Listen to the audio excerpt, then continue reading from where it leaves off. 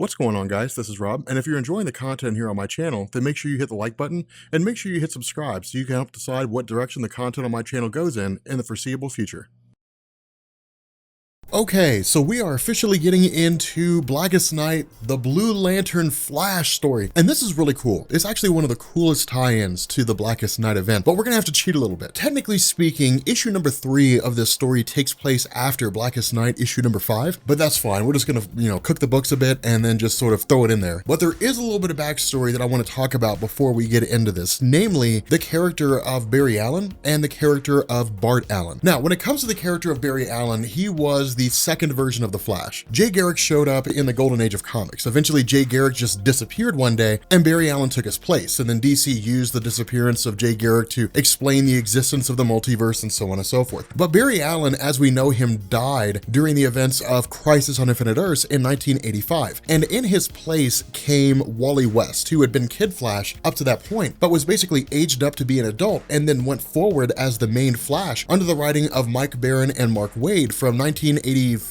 86, 87, going all the way up to 2009 when Barry Allen came back. Now, for those of you guys who are following our DC videos where we talk about the events of like Final Crisis, for example, Final Crisis is the story that details the return of Barry Allen. The general idea here is that Barry had been gone for 20 years. He had basically vanished. Nobody really knew exactly where he went to. It wasn't until he came back that we basically learned that he had disappeared into the Speed Force for some 20 years and was just outrunning death. But the idea was that with Wally West as the Flash, the goal was to basically repeat the success of Barry Allen. And one of the things that had made Barry Allen so popular was to have a sidekick of sorts. And so what DC did is they created Bart Allen as this descendant of Barry Allen and Eobard Thawne all the way from the 31st century. And the idea was to basically bring him to the modern day and then just teach him to become a Flash. Now, this served as part of a wholesale expansion of the Flash mythos, meaning that as Mark Waid continued to invent things like the Speed Force and so on and so forth, Bart Allen served as one part of this huge expansion of the Flash family. But the idea was that Bart Allen's popularity was one of those things where DC kind of looked at it and said, okay, if we're gonna bring back Barry Allen, we can't have all these guys running around. We've got to find some way to get rid of Bart. And so what they did is they created a story called The Flash, Fastest Man Alive. And this is a story that takes place after the events of Infinite Crisis, but before the events of Final Crisis. What Fastest Man Alive did is it basically said, during the events of Infinite Crisis, Wally West had basically ran into the Speed Force in order to keep Superboy Prime prisoner, and that was about it. Bart Allen had gone in there with him and, a handful of others. I think maybe it was just Bart and Wally. And then eventually Bart was the only one who made it out, but Bart was older. And then when they wrote Fastest Man Alive, they basically had him killed off. He basically died against the Rogues, and it allowed DC, after the events of Flash Fastest Man Alive, to bring Wally West back into the main DC universe along with his kids who were older. And so again, that was all part of the aspect of expanding and sort of shifting things up. The problem with this is that writer Geoff Johns also loved the character of Bart Allen. And so the goal was to bring him back yet again. What this does is it details, or it really just shows us that Bart Allen is already back. And that's one of the reasons why I wanted to bring this up, is just because of the fact that this is going to feature a lot of the character of Bart Allen. The other half of this is that with the return of Barry after the events of Final Crisis, writer Geoff Johns had written a story called The Flash Rebirth. And what it was designed to do was basically be a giant retcon. It was designed to go back and say,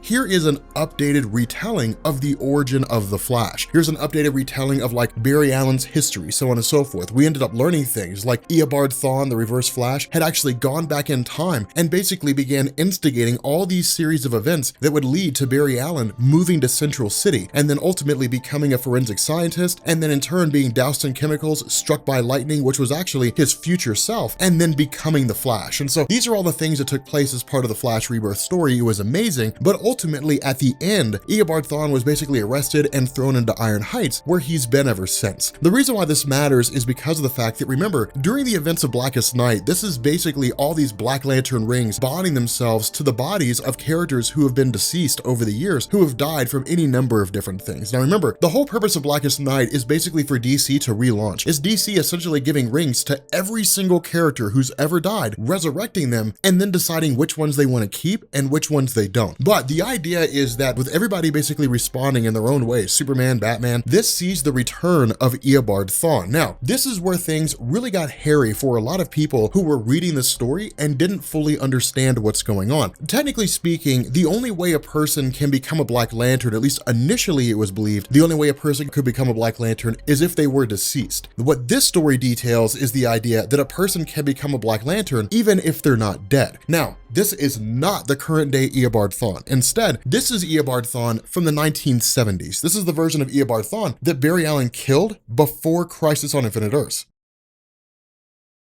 Back in Flash number 139 in 1963, the Flash writer at the time, John Broome, and the artist Carmine Infantino had looked at the idea of creating a villain for Barry Allen that would basically match him in almost every conceivable way. Really, Eobard Thawne served as one of Barry's most notable villains in the pre-Crisis on Infinite Earths landscape for around like 20 years. And the whole purpose behind this was like this massive 20-year spanning epic that was designed to not just introduce Eobard Thawne as a match for Barry Allen, but to create this guy who was basically a compelling villain. One of the things that DC had ended up doing is they actually killed off Iris West. And the goal was to basically just, give Barry Allen the possibility at love with like a new woman or something along those lines. The issue is that Barry had actually found love with a new woman named Fiona Webb. The problem was that Eobard Thawne, being the villain that he was constantly on a mission to take away any measure of happiness that Barry Allen could have. And so what Eobard Thawne ended up doing was actually going through and trying to kill Fiona Webb, or at least that was the belief of Barry. And so in response, there was a massive fight, there was a tussle, and Barry broke the neck of Eobard Thawne. That's the version that you see here as the Black Flash. The reason why we can say that is because this version of Eobard Thawne, this, Black Lantern, Reverse Flash, doesn't know that Barry Allen died and doesn't know that Barry Allen came back, which means this version of the Flash died before Barry did, which means it's the original Silver Age version of Eobard Thawne. But again, it also creates a very compelling instance because where Eobard Thawne was supposed to originally match Barry Allen in almost every conceivable way, in this story, he does. They're both men out of time. The problem with this is that Barry Allen realizes that the Black Lanterns feed on emotion. It's how they feed their central power battery and allow for Nekron, the entity of the Black Lantern Corps, to pass into the real world. And so the only response that Barry can actually offer here is to basically show no emotion at all, to be totally devoid of any feeling whatsoever towards Eobard Thawne. Now, of course, this results in him just kind of throwing him somewhere and then running off to Gorilla City. Now, the cool thing about this is that this picks up with a character by the name of Solivar, I think it is. And Solivar was a character who appeared in The Flash issue number 106, I think it was. And he was designed to be part of this introductory story with Gorilla Grodd, in the sense that Solivar was the guy who was leading Gorilla City and had somehow gained the ability to basically practice telepathy. The problem with this, and even then back in the pre-Crisis on Infinite Earths era, is that Gorilla Grodd sought to do the same thing. And so of course this led into the introduction of Grodd eventually gaining the same kind of powers that Solivar had, and then in turn going on to essentially become a villain and so on and so forth. But the idea here is that somewhere along the line, Solivar had died, and when he did, he became a Black Lantern. And so the idea of Barry showing up, fighting one of his closest friends, means he begins to start feeling emotions. And when he does, it begins to power the central power battery of the Black Lantern Corps. Now, remember, the other half of this is that Black Lanterns locate people based on the emotions they feel. And so if Barry Allen races off somewhere and then stops feeling any emotion whatsoever, ultimately the Black Lanterns won't be able to find him. But that's the caveat to the nature of the Black Lanterns. Eventually, fear will overcome,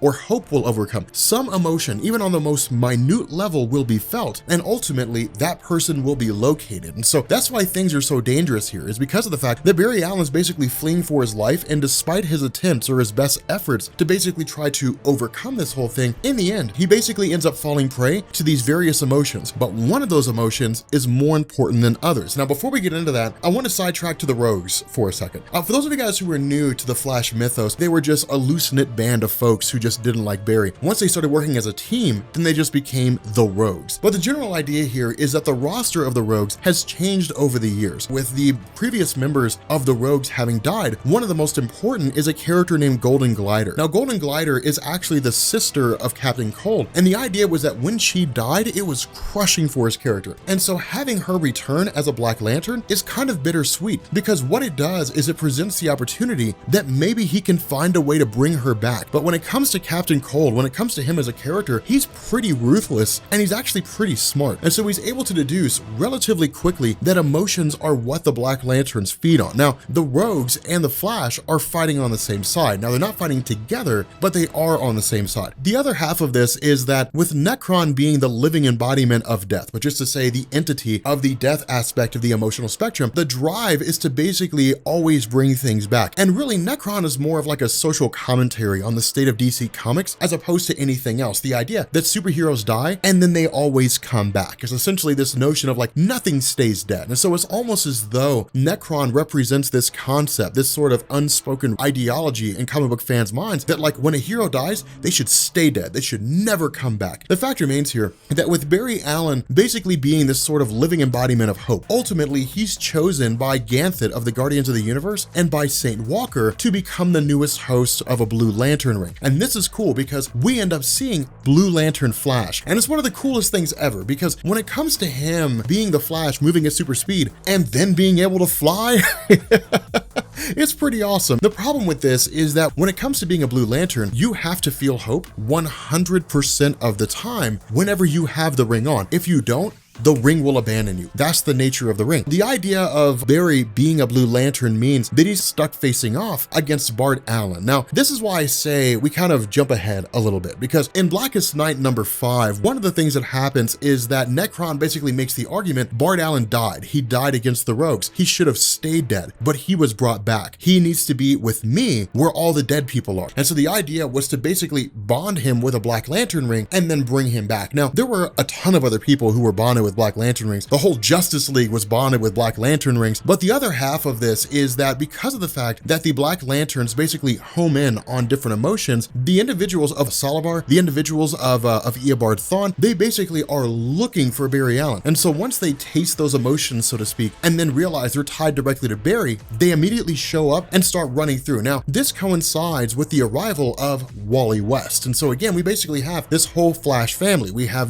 Barry Allen, we have Wally West, and then we have Bart Allen, stuck as a Black Lantern. The problem with this is that, remember, just because a person who was formerly a superhero is stuck with a Black Lantern ring does not mean that, one, it cannot be overcome, and two, that they are powerless. One of the things that we've seen is that these superheroes and supervillains who have previously died and come back as Black Lanterns ultimately end up keeping all their powers. In this instance, it's Solovar going through the same thing, using his mental abilities as a Black Lantern to almost subdue Saint Walker and Barry Allen and Wally West and Bart Allen and so on and so forth. But ultimately, the other half of this is basically dealing directly with the concept of Eobard Thawne, which is to say, how do you overcome a guy who is effectively dead, has the same powers as the Flash, and is still able to, face off against each one of these guys individually? The idea is that in the midst of all this, because the Speed Force is the one thing that connects all speedsters together, when Bart Allen makes direct contact with Wally West, what ends up happening is the two of them speak directly with one another. In this instance, it's essentially Bart Allen terrified to speak to Barry, who's somewhat terrified of Bart, but Wally who's effectively this go-between for the two of them. And that's the reason why Wally was always one of the more important versions of the Flash, and one of the reasons why people love him so much, because while he has experienced a lot of growth, he's also become wiser. He's become a little more aware, a little more seasoned, quote unquote. While he doesn't necessarily have that kind of Barry Allen personality element, he's his own character standing on his own 2 feet, which fans have grown to adore. And so when Bart Allen is basically met with the arrival of Barry Allen, it's almost father and son in terms of how these guys are talking to one another, but it's also Barry using the power of the Blue Lanterns to effectively overcome the power of the Black Lantern by allowing a living human host to escape the ring. Now, the other half of this is the aspect of Eobard Thawne himself, or at least the original Eobard Thawne, in the sense that when Captain Cold and the Rogues had basically defeated the Black Lantern versions of other versions of the Rogues who existed, and then in turn discovered, Eobard Thawne just kind of hanging there fire out in Iron Heights, Captain Cold just threw a frozen grenade, froze the whole thing over, and then it basically tipped Barry Allen off to the idea that effectively this version, this Black Lantern Eobard Thawne, and the one in Iron Heights are the same person, but from two different eras in time. So again, this is also DC hitting home at the idea that you can have Reverse Flash come back endlessly, because in truth, because he runs around through the time stream so much, he exists in every single moment. So Barry Allen could defeat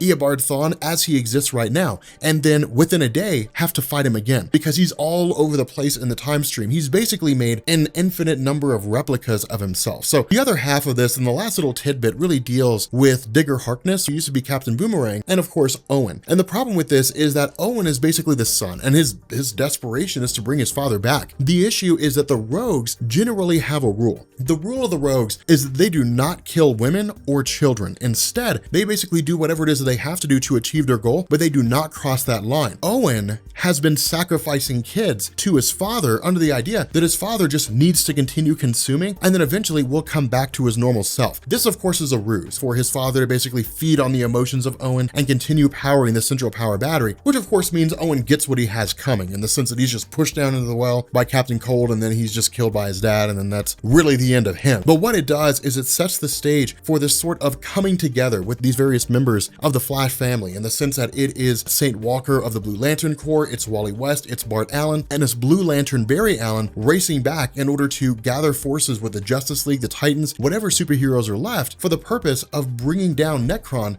and the Black Lantern Corps. But with that being said, guys, we're gonna go ahead and bring this video to an end. If you are new here to Comics Explained, make sure you guys hit the sub button to become part of the Rob Corps. If you guys enjoyed this video, make sure you drop a like, and yeah, I will catch you all later. Peace.